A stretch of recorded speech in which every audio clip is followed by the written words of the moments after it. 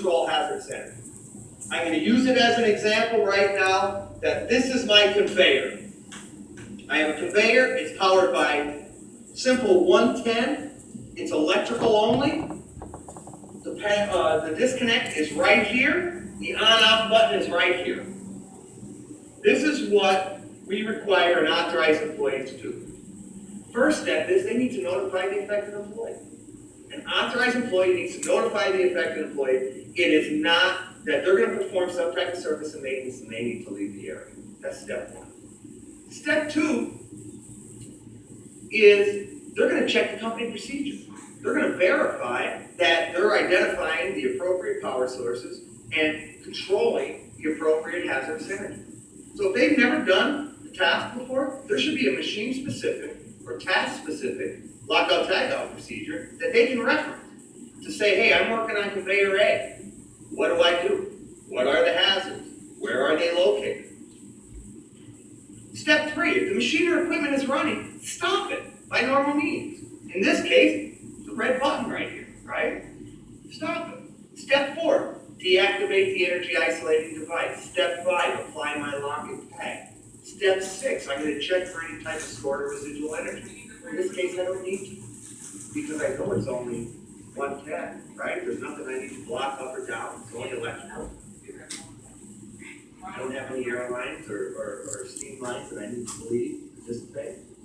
Step seven, most important step for an authorized employee. They're going to check and see if the machine or equipment will run. They're going to hit that green button. If it starts up, guess what? They control the running thing, or there's multiple sources of energy. Could the company procedure be wrong? Darn right it could be. Sure it could be. Some goofball like me, right? Right? Step 8, machine or equipment is now locked out. Had a gentleman, I showed those pictures of the fingers, the incident was a little worse. Trained an employee as an authorized employee, had him come in, he was a lubricator. All the stories sound fictitious because they're always on an off shift, an off day, whatever the case may be. And we had a conveyor identical to what I was telling you here.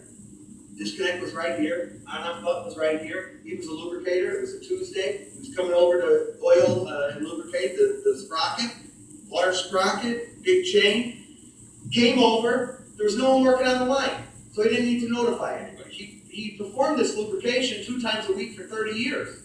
He didn't need to check the company procedure. The line wasn't running. He didn't need to do number 3. He didn't need to stop it, it was already stopped. All he needed to do was deactivate the energy isolating device, apply his lock and tag, see if it would start up, and it was done. His lock and tag was right on his cart that he wheeled over. He failed to do that, so he started working on it. And his head was right next to the on-off button. He was probably thinking to himself, oh, he's going to come and turn this on. They're going to have to follow over the top of me to get it on. So I'm going to avoid the 30 seconds of hassle to put my lock and tag on it and check it. I'm going to go ahead and do the work. So he starts doing the work. Before you know it, he kind of gets under the conveyor and he's doing that. And a young lady who works on that line was just told by her supervisor, want to catch up on some work there, come around, she was talking to somebody, she didn't look, she turned the button on and took the oily rag that he had in his hand, brought his whole hand through the sprocket. Now when he was in the back of the ambulance, missing all of his fingers, they notified me and said, we can't locate the finger. Could you go down to the area? And lo and behold, I went down and I found it, and I went running down to the ambulance. They were so mangled they weren't able to replace any of them. The guy didn't die from it, but he has no fingers on his hands now. That's not my job description. Carry your own fingers. He was a good person. He was a good employee. He made a bad mistake. How do you think the person felt that turned it on? But it wasn't their job to come over and inspect underneath the conveyor if somebody's there. It's his job to make sure that he appropriately locked and tagged it out. I talked about Gravity. Thompson Consumer Electronics used to be up in the Dunmore area, RCA plant, right? Their home company was in Indianapolis, where the Colts used to play. Out the RCA Dome. They had a facility out there. They made picture panels. They would send scrap glass down the chute. In these chutes, it was lined with stainless steel, riveted. It would go down into what they call cullet bin. Scrap glass is called cullet. Very simple process. It was a chute that went down at the top. There was a door that came down that you could apply a lock and tag to. Employee was in on the weekend to straighten up the side walls of this chute. It was a Saturday. There was no one in the building. No one was working. He didn't put the door down and apply his lock and tag. He went in the chute, started doing the thing. Somebody came in, got about a 60 to 70 pound piece of cullet that was sharp, sent it down. By the time he heard it was coming, he tried to get out. It decapitated him. His head was in the cullet bin along with scrap glass. I can't make this stuff up. I could go on for days telling you about how either a failure of the authorized employee to do the appropriate thing or an affected employee not taking this serious leads to death. This is the lock we use.